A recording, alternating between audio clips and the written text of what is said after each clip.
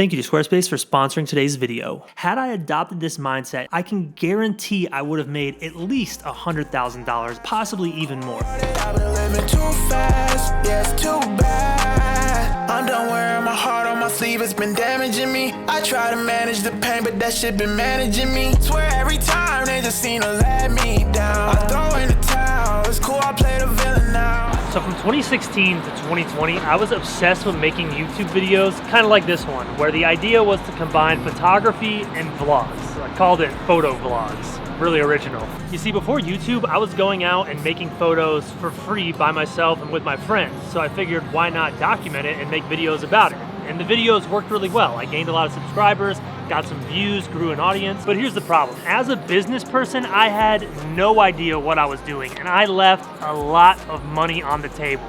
So the plan is to get out, hike a little bit, and make some photography and talk about this big mistake that I made so you don't end up like me. I'm already sweating. This is gonna be a long day. So when I first started using social media as a way to grow my photography business, I thought the way I was gonna make life-changing money was views, attention, subscribers, building an audience. And this isn't necessarily the wrong approach. I mean, it's obvious. The more eyeballs you have, the more potential you have to make money. The problem that I had as an artist, that most artists have, is I was so focused on getting attention that my entire business model revolved around it. You see, a proper business centers around providing value to customers. Look at your iPhone as a prime example of this. Apple's goal with every new iPhone is to add value to the customer's life, to make their life better with the improvements on the previous rendition. And you as a customer, you get to decide, does this product add value to my life? Do I want to buy a new one or do I not? Apple's goal is not necessarily to make sales, it's to make sales because they're providing so much value and improving your life in such a great way with each one of their new products. That point right there identifies why my thinking was so flawed. I wasn't focused on providing value to the people watching my videos and in turn making money from that. I was concerned with getting views and attention and making money for myself.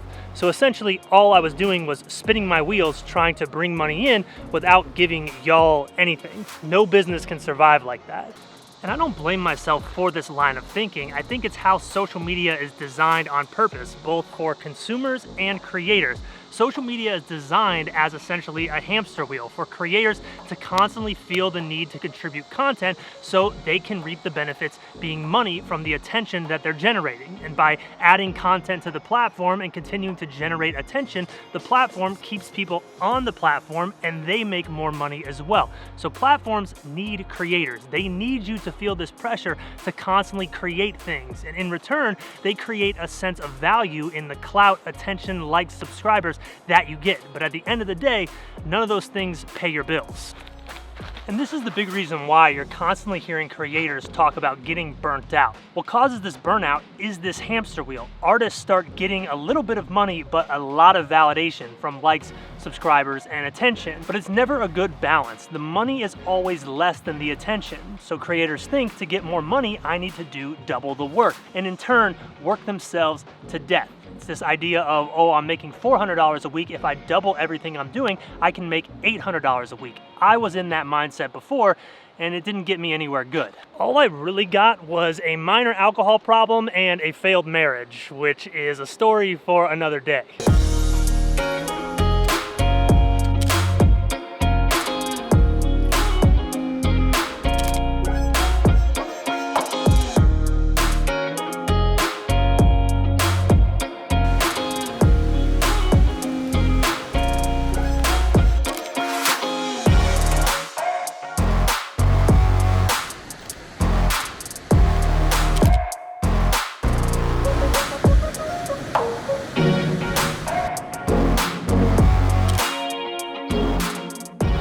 So while I get home and dry off, I want to thank the sponsor on today's video, Squarespace. So many photographers put all their time, energy, effort, and even money into creating their pictures, but few of these photographers ever figure out a way to monetize their craft.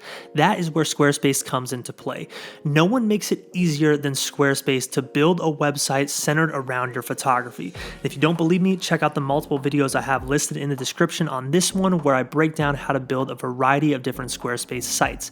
Squarespace is so easy to use because of their drag and drop templates, as well as their easy user interface that allows people with no web design experience to create an online store or a portfolio to start adding value to people's lives as an artist. One way you can do this is sell prints, you can sell presets, digital products, you can book coaching calls with Squarespace. The opportunities are endless. And maybe you're someone who doesn't plan on selling anything. Squarespace is a great way to showcase your portfolio and book clients. So head over to squarespace.com/EvanRant to start a free trial and use code EvanRant to save 10% when it's time to sign up. That's squarespace.com/EvanRant to start a free trial and use code EvanRant to save 10% at sign up.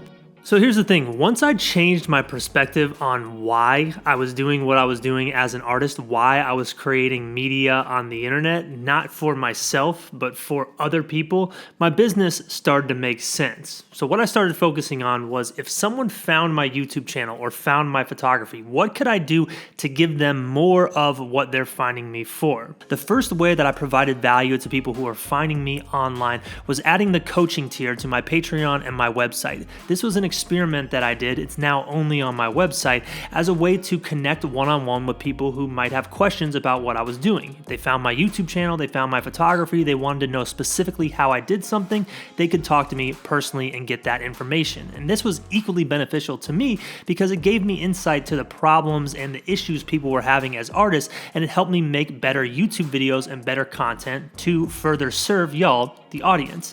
The second thing I did is I started creating my photo books. So people who found me on YouTube or found me on Instagram and found value in the things I was making, whether that's my information or the inspiration that they get from the videos, if they wanted more value from me, they could own a physical copy of the things they watched me create. And the final thing that I did was finally implement presets into my business. Now, this highlights the second mistake that I made as an artist and as a business person. I was so stubborn about presets early in my career because I believed that they were pointless. I absolutely hated them. I hated artists saying I use this preset to edit a photo, when clearly if you put that preset on another image, it would not look the same. You know, everyone tweaks their presets, and I understand that a lot of people use them as starting points, but I hated this element to presets. And here's what a good business does when it sees a problem in the marketplace. It goes out and it fixes that problem for customers and improves upon it. That is a successful product. And I just ignored that for years, until this year when I released my preset module that solves all the problems that I have with presets. Now, if someone views my photography or views my YouTube videos, they can get an exact formula of how I edited a photo so they can replicate a look that is similar to mine. The presets aren't being tweaked, they're actually seeing the receipts of everything happening in the image. And this was very important to me as an artist and as a creator and as a business person, because I wanted to make sure that y'all got the maximum amount of value out of these presets so you could edit exactly like me. And that's the problem that I solved. But unfortunately, I didn't adopt this mindset until years into my career. Had I adopted this mindset and understood that a business solves problems for customers 5 years ago, I can guarantee I would have made at least $100,000 off of this preset module, possibly even more, especially in 2020 when my channel was growing a lot because of the pandemic and me getting out to make photos. Who knows how many preset sales I could have had in that time. And I missed out on all of it because I was stubborn and I didn't understand business. So I want this video to serve as a warning to any artists out there starting a creative business. Don't be like me. Don't make these mistakes. Focus on the value that you're providing to your audience, and don't be stubborn. If you see something wrong with the community that you're in, there's something you dislike about social media, YouTube, Instagram, photography, creativity, whatever it is, be the person to solve it. Don't just accept that it's a problem and bash it and be bitter. Fix it, because that is what great businesses do.